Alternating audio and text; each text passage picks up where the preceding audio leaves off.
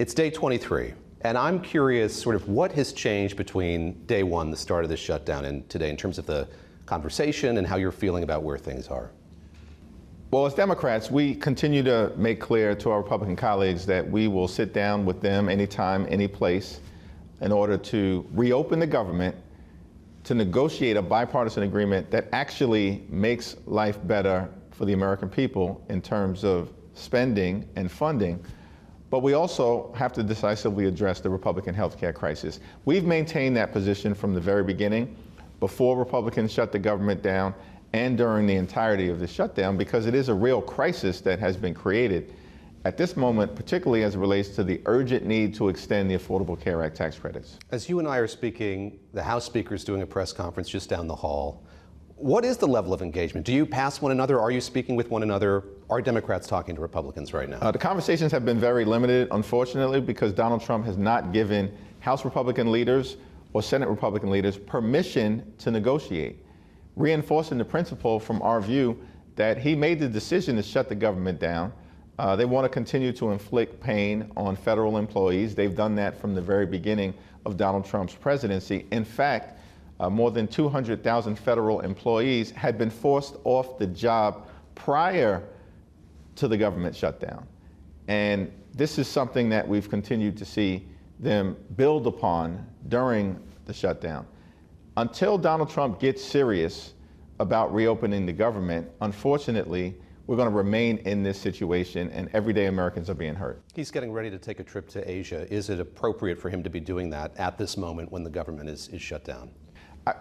I think that the president has a responsibility both domestically and throughout the world. However, what has been irresponsible is that throughout this shutdown, he's found more time to golf than he has to engage with Democrats on Capitol Hill.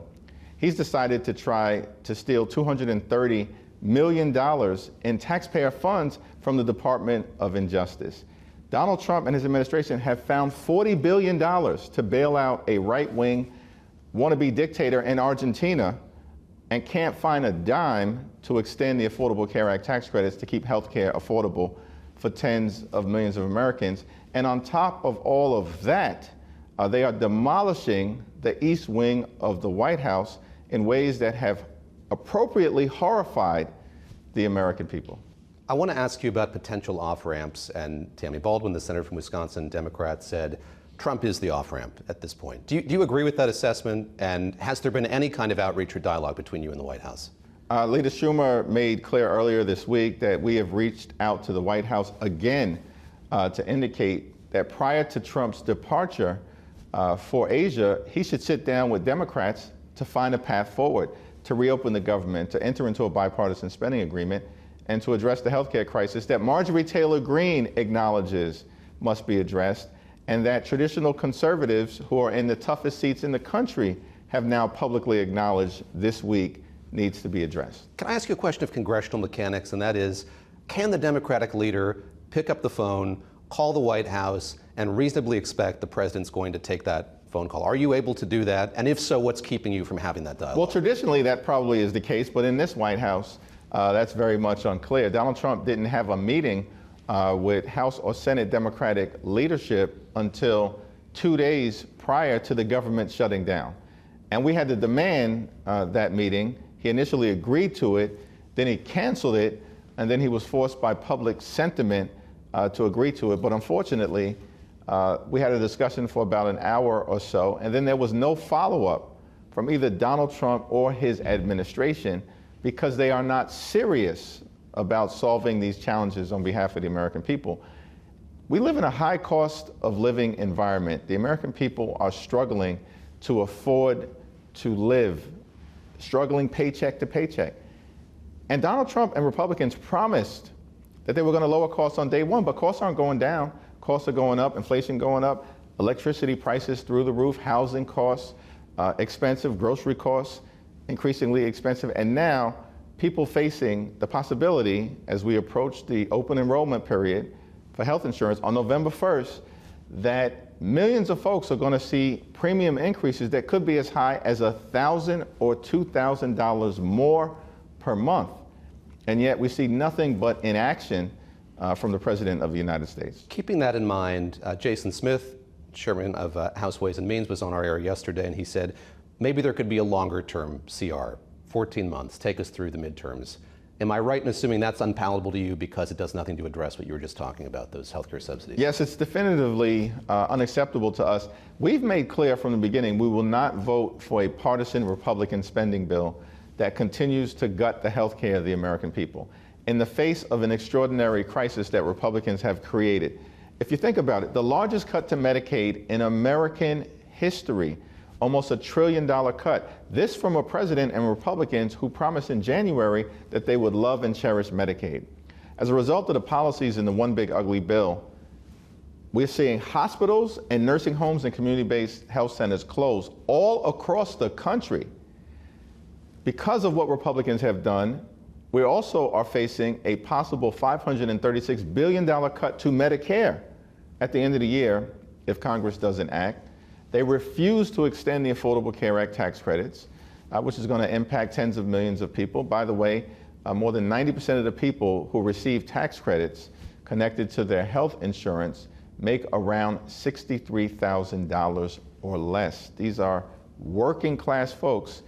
And then we know that Republicans are continuing to assault our public health infrastructure in the country related to vaccine availability. Their appropriations bill right now that they want us to support in the House, they propose cutting $1.7 billion from the Centers for Disease Control and another $500 or so million from the National Institute of Health.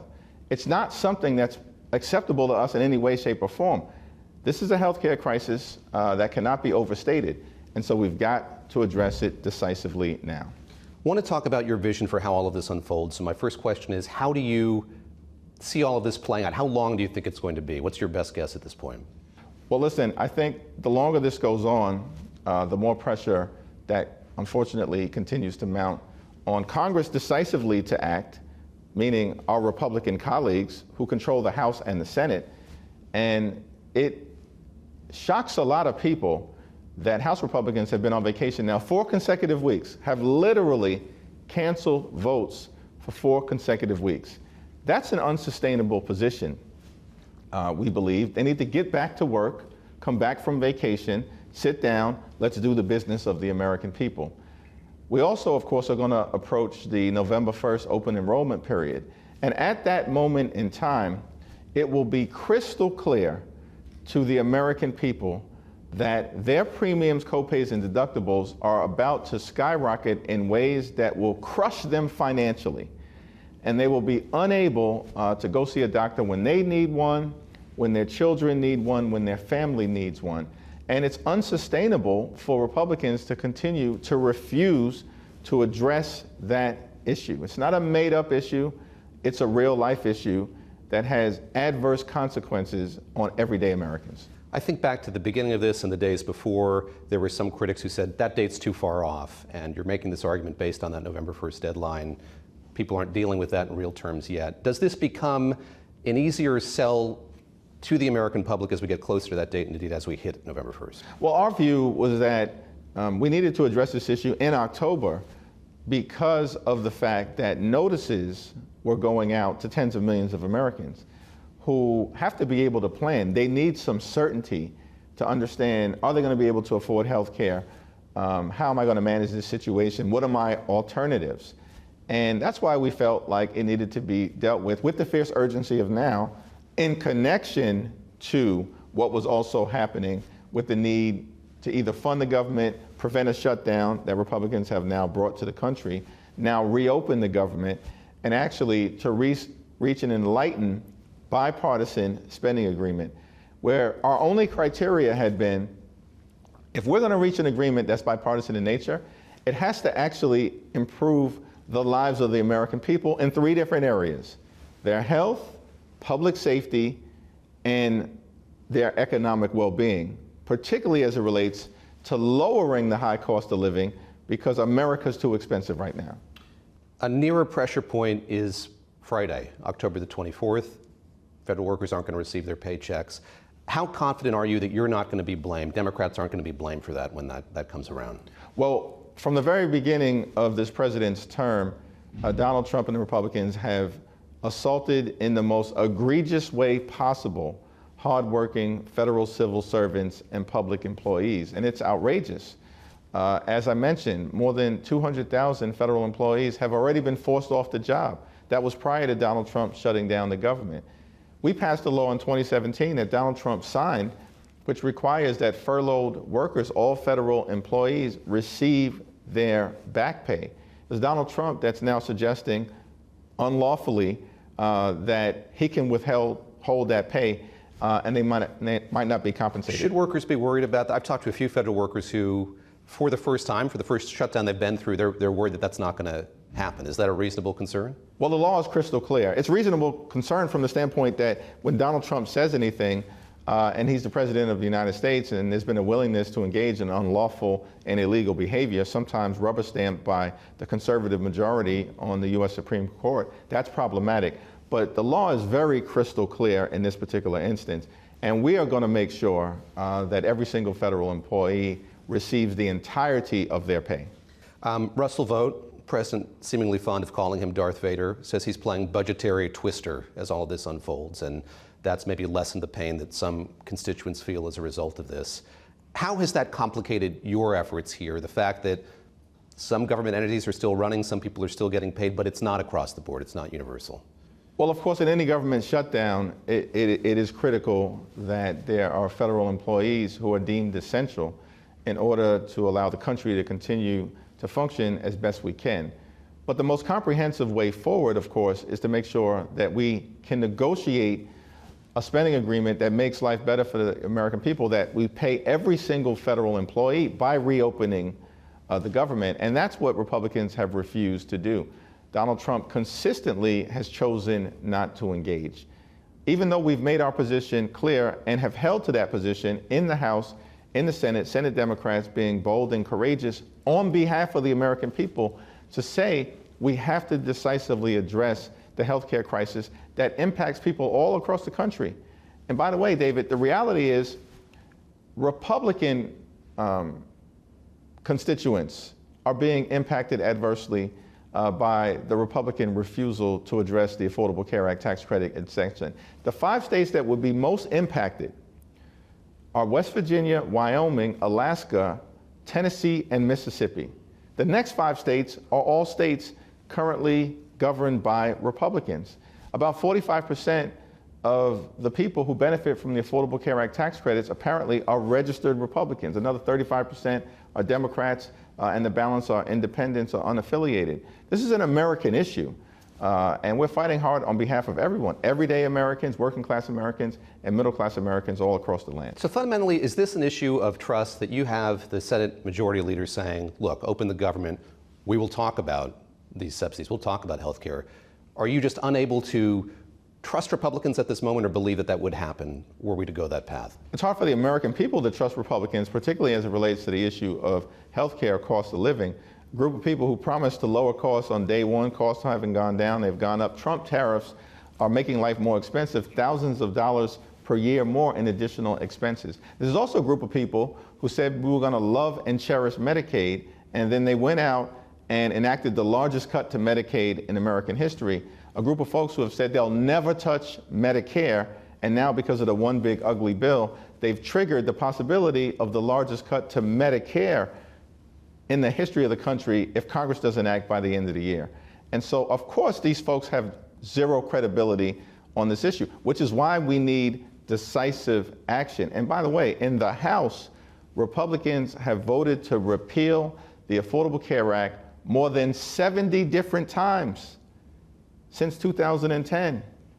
They are relentlessly obsessed, meaning these extremists on the other side of the aisle, with ripping health care away from the American people. And so we think it's very reasonable for everyday Americans to be skeptical about any promises made by Republicans. We don't need a wing and a prayer. We need decisive legislative action. People will be watching this and listening to this, hearing what you're saying and detecting that there is this deficit of trust between the two parties here. And I don't think that engenders a lot of optimism because this gets solved anytime soon. Is that misplaced? Do you feel like there can be some comedy here somewhere?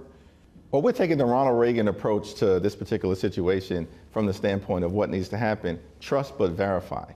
And so, yeah, promises can be made, but we need verification. That verification comes in the form of actual legislation, decisive legislative action to be able to address the Republican healthcare crisis. But, we're here each and every day. Democrats have been showing up on Capitol Hill. We're committed to doing the work, to finding a bipartisan path forward, to reopening the government, and to addressing the healthcare crisis that Republicans have viciously visited on the American people. Got a couple questions just about the long-term consequences of this. So the president said, we're closing up programs that are Democrat programs that we're opposed to, and they're never going to come back in many cases. Is he right? Is the work that's being done by OMB and his administration irrevocable? Well, Republicans have been trying to shut down programs unlawfully from the very beginning of this presidency in ways that clearly violate the law because they're inconsistent with bipartisan bills that have been passed dictating how taxpayer dollars are spent in ways that are designed to benefit the American people. So what we're seeing right now is not inconsistent. These are just threats, from Donald Trump trying to intimidate Democrats from backing away from the position that we've taken on behalf of the American people. This is a principled position for us, not political, it's not partisan. It's about the quality of life, the health, the safety, and the economic well-being of the American people, and we'll continue to hold this position. And we're going to have to, of course, continue to push back against overreach from Donald Trump and his administration. Unfortunately, Republicans who control the House and the Senate, they have complete control of government right now. In the Congress, they're not functioning like a separate and co-equal branch of government. They're a wholly owned subsidiary of the Trump cartel. And unfortunately, they continue to recklessly rubber stamp Donald Trump's extreme policies. We can pour one out for regular order. We haven't seen that in a long time. But I wonder if what's at risk here is the appropriations process. And as you talk to your appropriations team, what do they say about how that's likely to change as a result, yes, of what's led to the shutdown, but also what we've seen this administration do when it comes to budgeting over the last few months? Well, our appropriators on the Democratic side, Rosa DeLauro, and on the Senate side of the Democratic caucus, of course, Patty Murray, they are superb appropriators, and they're committed to a process of finding a bipartisan path forward. Are they worried? Well, I think Lisa Murkowski and Susan Collins have expressed concern about how this administration has conducted itself in violating congressional intent. The framers were very clear. Congress has the power of the purse. That's for good reason. We're the institutions that are closest to the American people, particularly on the House side. And so, yes, the American people should be worried. But we need a Congress to actually reassert itself in the best interest of the American people so that the administration is not allowed just to make these decisions unilaterally on their own without the people's representatives in the House or the Senate actually being able to have our will exerted through our representation of everyday Americans. It was opening night at the Garden last night. Knicks versus Cavs. Knicks won 119 to 111. Also the final mayoral debate in New York City. Yes. Did you watch it? Have you kept up with what happened on stage last night? I wasn't able to catch the debate live. I did catch the final few moments of the Knicks game, I do admit. But the debate had already ended at that point by the time my day ended. I did think it was interesting yesterday, and a strong step that was taken by Zohran, the Democratic nominee, when he indicated his intention to retain our current police commissioner, Jessica Tisch. I think that probably will provide a lot of comfort to people throughout the city of New York. She's done a great job. She's well respected. We're a diverse city, and it'll be interesting to see how that is received upon my return home. You've been asked about this 1,000 times. Let me ask 1,001 times. Are you prepared to endorse the Democratic nominee for mayor in New York City? Well, what I'll say is I'm prepared to weigh in advance of early voting, and early voting 2 days away. Early voting starts on Saturday. Yeah. What's holding you up? And what are the issues that you're still concerned about? And I know that you said the last time you were asked about this, you were going to have a conversation with Zohran Mamdani, another conversation. Yeah. What's left undiscussed? Well, I hope to speak to him today or tomorrow, and in fact, I plan on speaking to him today and tomorrow. And I think, from my standpoint, look, I was prepared to try to bring this to a close one way or the other several weeks ago, and then the government shutdown hit. And honestly, David, it's been all encompassing because this is a traumatic moment for the country that this has been inflicted on the American people. And then laying on top of it, right, just shutting the government down, as Republicans have done, is very problematic. But trying to communicate with the American people why we as Democrats also believe that addressing the Republican healthcare crisis is necessary, and explaining the entirety of the assault on their healthcare that has occurred this year, beginning with the one big ugly bill and the largest cut to Medicaid in American history, and the fact that their hospitals and nursing homes and community-based health centers are closing all across the country. Home care will be adversely affected. The possible cut to Medicare at the end of the year. The Republican refusal to extend the Affordable Care Act tax credits, and the threats that they're now making to even try to repeal the Affordable Care Act and the assault on public health infrastructure. This is extraordinary stuff. We've never seen anything like this in the history of the country, which is why we believe it needs to be decisively addressed, along with, of course, reopening the government, standing by our hardworking federal civil servants,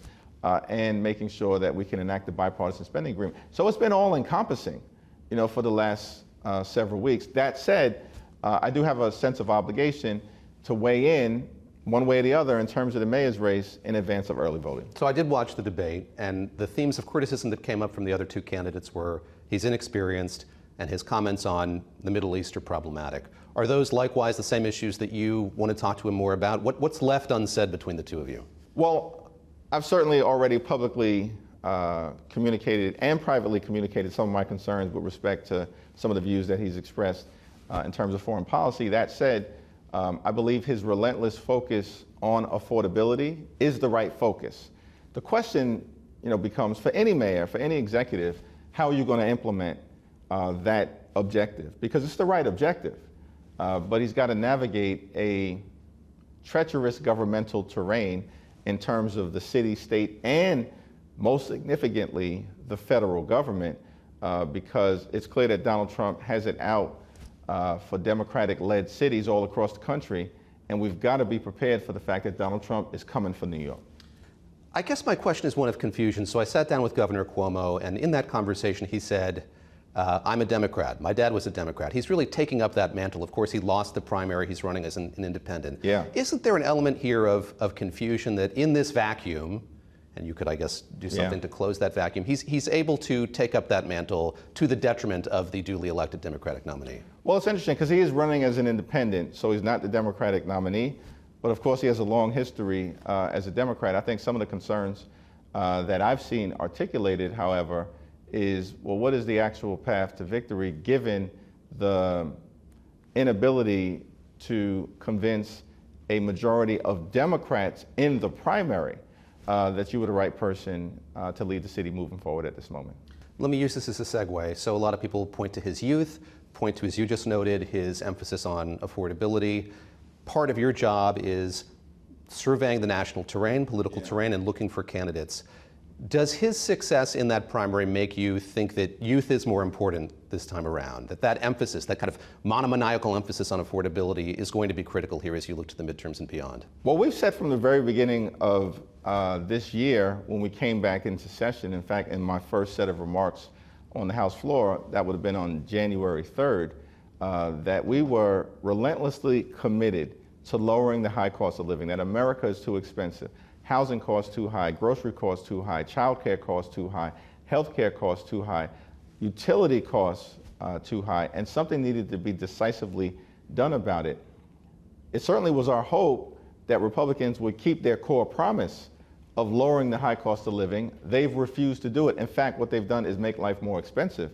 But from the very beginning of the year, it's clear to us that the affordability issue is central to what we need to do on behalf of the American people. Listen, we believe in this country, greatest country in the history of the world, that everyone who works hard and plays by the rules should be able to provide a comfortable life for themselves and for their families, to live the good life, good paying job, good housing, good health care, good education for their children, and a good retirement. And the problem that so many Americans confront right now is that far too many people are doing the first two things. They're working hard and they're playing by the rules, but they can't get to that American dream, that comfortable life, living the good life for themselves and for their family. That's what's broken in the country right now. And so we've got to fix it. And yes, affordability is a big part of it, the central issue, the high cost of living. We've also got to find ways to put money back into the pockets of the American people, actually use the tax code to make their life better. Instead, what we've seen with Republicans, this one big ugly bill that's now law, is that they hurt everyday Americans in order to reward their billionaire donors with massive tax breaks. That's why I think that voters are going to reject this Republican extremism and Republican policies all across the country, and we'll begin to see that during the upcoming general election in Virginia, in New Jersey, and with respect to Prop 50 in California. What do you say to those candidates who are mounting primary campaigns against Democrats who are critical of Democratic leadership? Maybe looked at what happened in March, wished that you and the Senate Minority Leader had stood up then, want you to do more. What's your message to them just about the way that this party is operating in its current form? Well, to be very clear, House Democrats were strongly opposed to the partisan Republican spending bill in March, and we continue to have that position. And I'm thankful for the incredible leadership of Chuck Schumer and Senate Democrats who, strongly opposed the one big ugly bill from the very beginning all the way through the end, unanimous Democratic opposition, and will continue to stand on principle in defense of the American people. At the same period of time, I understand that, we've seen extraordinary extremism unleashed on the American people, an assault on all of the things that matter.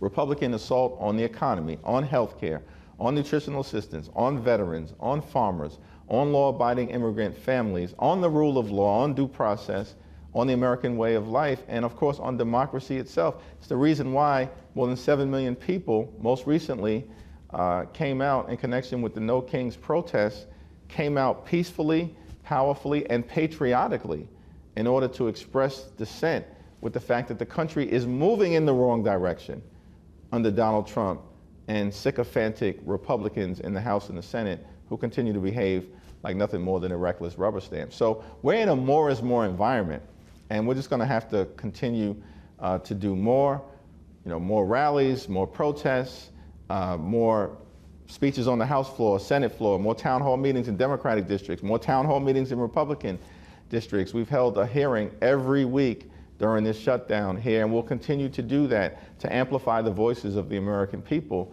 in terms of who's being hurt by Donald Trump's policies, who's being hurt by the shutdown that Republicans have visited upon the American people, and who's being hurt by the Republican health care crisis, and we'll continue to do that.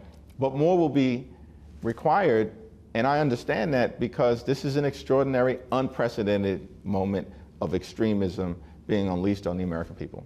Last question. The Capitol is quieter than usual, city a bit quieter than usual. The president's about to leave. He'll be halfway around the world. It's going to only add to that. He was going to go to Budapest to meet with President Putin. Now apparently that's not happening.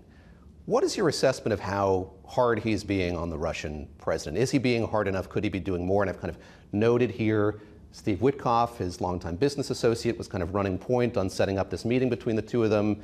Now it seems like Secretary of State Marco Rubio is doing that as well. What do you make of that? What do you make of the approach that the president has, his team has right now, to Vladimir Putin and to a potential meeting with him? Well, I think, one, the president should actually be focused right now on reopening the government immediately, on reaching a bipartisan spending agreement immediately, and addressing the Republican health care crisis immediately.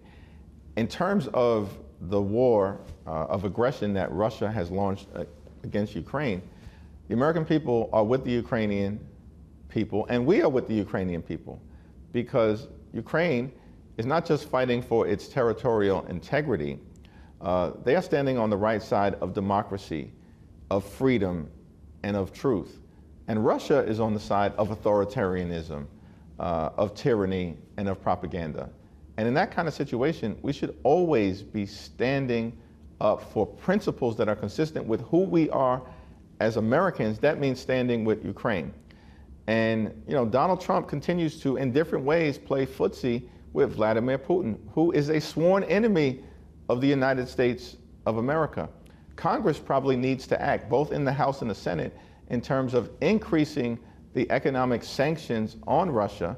And the only reason why Republicans haven't moved legislation that they themselves support is because apparently they've been ordered not to bring this legislation forward by Donald Trump. I assume you applaud what the Treasury Secretary did yesterday, putting those sanctions on the Russian oil companies. It's a step in the right direction, but there's more decisive action that needs to be taken.